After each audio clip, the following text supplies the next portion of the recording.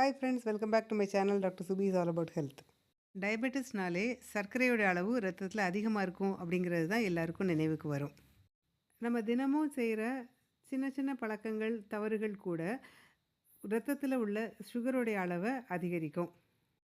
இந்த வீடியோவில் நீரிழிவு நோய் பற்றி பொதுவாக பேசப்படாத சில முக்கியமான உண்மைகளை பார்க்கலாம் வாங்க. தோலில் வர இந்த மாற்றம் டயபெட்டிஸோட அறிகுறி. கருப்பு கலரில் வெல்வெட் மாதிரி தோலில் மாற்றங்கள் கழுத்துலேயும் அண்டர் ஆர்ம்ஸ்லேயும் வரலாம்.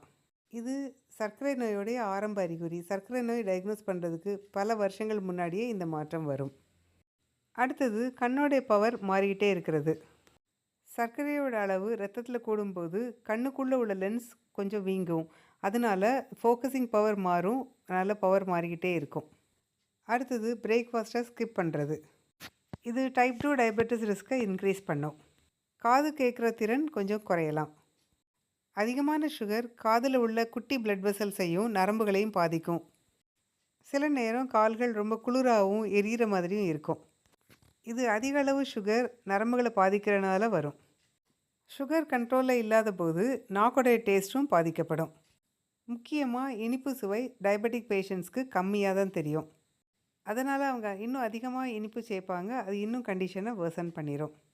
ஒல்லியாக இருந்தால் சுகர் வராதுன்னு கிடையாது. அவங்களையும் சர்க்கரை நோய் பாதிக்கலாம்.